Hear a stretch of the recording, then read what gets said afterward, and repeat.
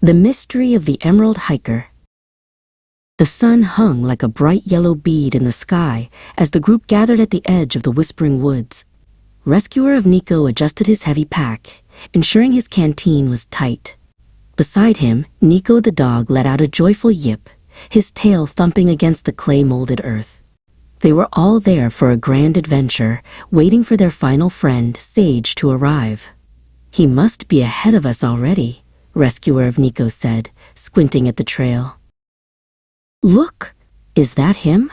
Morning Twilight pointed a gloved finger toward a thicket of sculpted pines. Through the dense, swirling branches of clay, a flash of neon green flickered. The artist gripped her charcoal pencil, her eyes wide. "That's definitely Sage's favorite jacket," she whispered. The figure was moving fast, weaving through the shadows of the forest like a ghost made of emerald light. The chase was on. Lady Dune led the way, her boots crunching over the dried clay leaves that littered the forest floor. "Sage, wait up," she called out. But the figure didn't turn. Indiana Dune followed close behind, his eyes fixed on the green speck darting through the trees. The group felt a surge of excitement. Sage was always one for a game of hide-and-seek, but he had never been this fast before. The woods gave way to the towering golden hills of the dunes. The mysterious hiker, whom they now called Virid in their minds, crested the highest peak. Nico scrambled up the shifting sands, his paws sinking into the soft clay ripples. He reached the top first, barking at the silent figure that stood like a statue against the pale blue sky. The green of the jacket was so bright it almost hurt to look at. By the time Rescuer of Nico and Indiana Dune reached the summit, the peak was empty.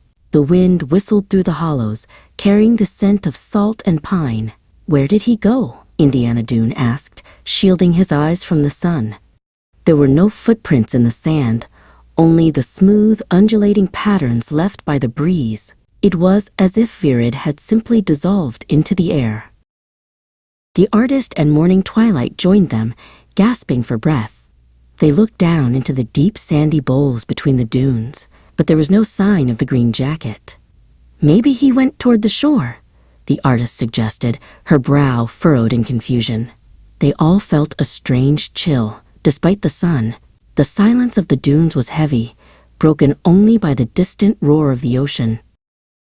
Deciding to head back, the group trekked along the shoreline. Lady Dune walked near the water's edge, where the clay waves were tipped with white foam. Nico trotted beside her, his ears flattened against his head. The sky, once a brilliant blue, was rapidly turning the color of wet slate. The air grew heavy and damp, and the cheerful mood of the morning began to wash away with the tide. Without warning, the wind roared. A fierce snow squall descended upon them, turning the world into a blur of white. Rescuer of Nico grabbed Morning Twilight's arm to keep her steady as the first grains of hail began to pelt down. The ice pellets were like tiny white beads, stinging their faces and bouncing off the clay sand. "We have to find cover," he shouted over the howling gale. Indiana Dune and the artist struggled through the blinding white. The beach had become a frozen wilderness in a matter of minutes. They could barely see their own feet as they pushed toward the distant silhouette of the trailhead shelter. Every step felt like walking through thick mud. The artist clutched her sketchbook to her chest, protecting her drawings from the icy onslaught of the squall. Finally, they tumbled into the safety of the wooden shelter, shivering and gasping. As Lady Dune wrapped a dry blanket around her shoulders, Rescuer of Nico checked his phone. There was a message from Sage sent hours ago. "Hey guys, sorry I couldn't make it. I'm stuck at home with a flat tire." They looked at each other in stunned silence. If Sage was at home, who had they been chasing through the dunes?